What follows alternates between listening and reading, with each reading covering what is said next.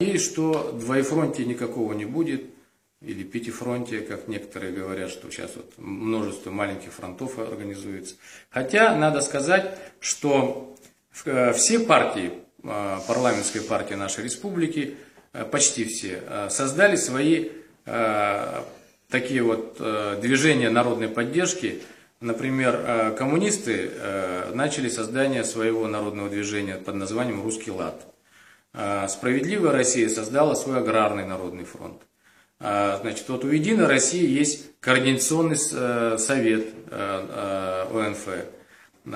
Вот почему так произошло? Почему они не приняли участие вот в том собрании, о котором я говорил? Мне кажется, потому что цель каждой партии – это приход к власти. И они, конечно, хотели бы иметь дело с народными движениями, которые обеспечивают их поддержку электоральную. Тот народный фронт республики, который был создан, он надпартийный и непартийный характер имеет.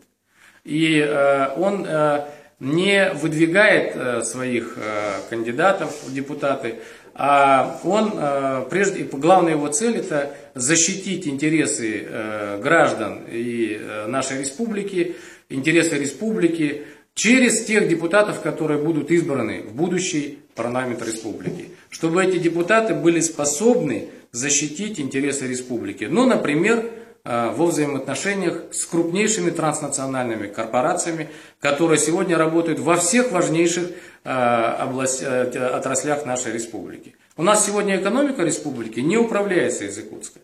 Она сегодня управляется из других центров страны и мира. Это и в угольной промышленности, и в золотой промышленности, и, значит, в нефтяной, и в газовой.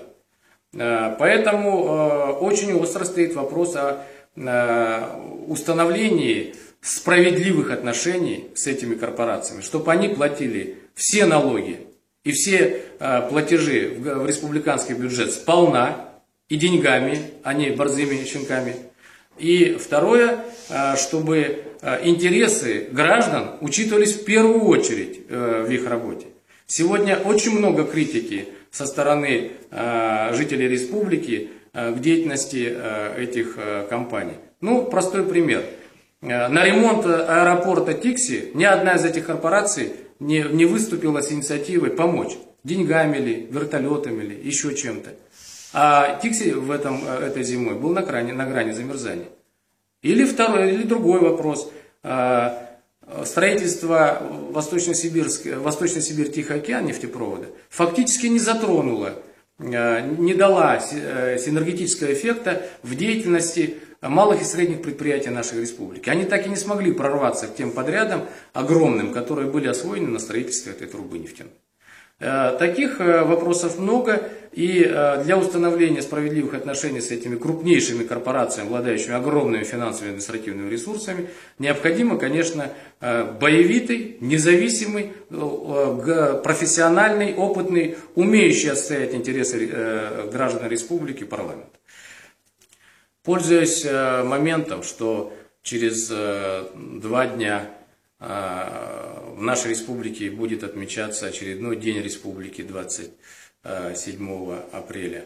Я хочу поздравить всех якутян с этим праздником и пожелать хорошего настроения весеннего, крепкого здоровья и, конечно, пожелать, чтобы ваши надежды на справедливую, достойную, счастливую жизнь вашу и ваших детей в ближайшее время стала реальностью в вашей личной жизни, в вашем семейном укладе. Спасибо большое. С праздником вас.